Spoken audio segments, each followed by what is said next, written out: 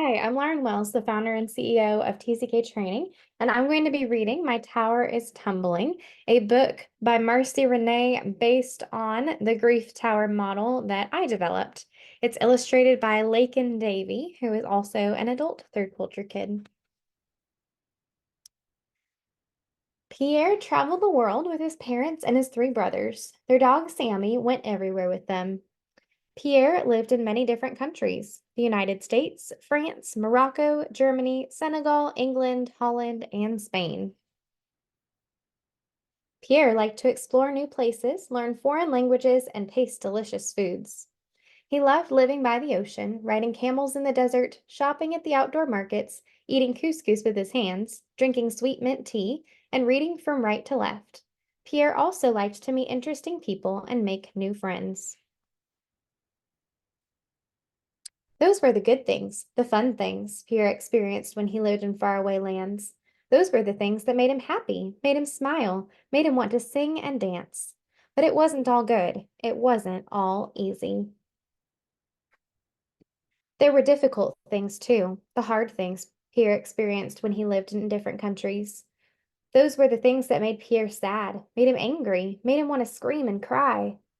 Every time something difficult happened to Pierre, he picked up a rock and carried it with him on his journey. Holding something in his hand helped him remember what happened. The rock helped him hold on tightly to the memory. When he had to leave his home and school and move to another country, another rock. When he could no longer hear the ocean waves from his bedroom, another rock. When he left his grandparents on the other side of the world, another rock. Pierre took his rocks everywhere with him, but they were heavy and hard to carry. Sometimes Pierre couldn't play or run fast. "What are all those rocks you're carrying?" Pierre's friends asked him. "I don't want to talk about them," he answered.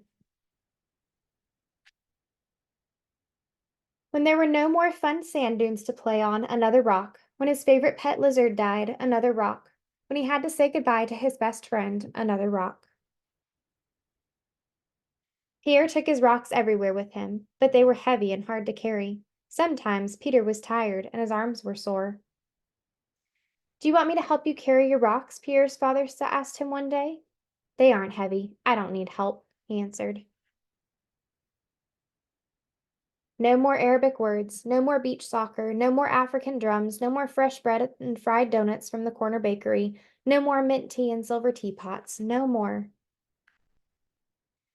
All along his journey, Pierre picked up more and more rocks, carefully carrying them everywhere he went, until crash, boom, bang! "My rocks are falling!" he screamed. His mother and father heard the loud noise and came running. "Do you want to talk about your rocks now?" his mother asked. Pierre nodded. "You've gone through a lot, and you've been collecting rocks along the way." "Each one tells a story," Pierre's father said, "good ones and hard ones. If we don't pay attention to our rocks, they start to stack up, just like your tower. Today, your tower got too tall and too wobbly, and it came tumbling down," Pierre's mother said. "Now it's time to look at each of your rocks. We'll be here with you, and God will help you too," Pierre's mother said. "You can draw a picture of what you remember, or you can write a story about what happened. It might hurt and you might cry, but that's okay. Looking at your rocks is hard and takes courage." Pierre took time with his parents to talk about each of his rocks and to tell their stories. Then they prayed together. "God, thank you for the good things, the good stories in Pierre's life. And thank you for being with him in the hard things too, the hard stories. We give you each of these rocks, each of these stories, and ask that you would help Pierre to trust you and feel better." It wasn't easy for Pierre to talk about his rocks, but it felt like God was lifting them out of his hands. Pierre felt better, lighter, freer. "Can I keep my rocks?" Pierre asked. "Of course," his mother said. "Your rocks will always be important to you. You can keep them and remember their stories, the good and hard parts, whenever you want to and need to. Your rocks can help you remember what God did in your heart today." Pierre picked up a rock.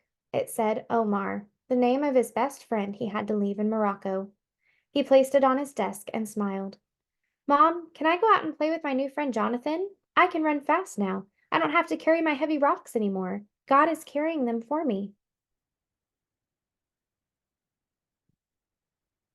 That is the end of the story, and then it goes on to a note to parents that I wrote, and I'll read in just a minute. And then some conversation starters for talking with kids about their own grief towers.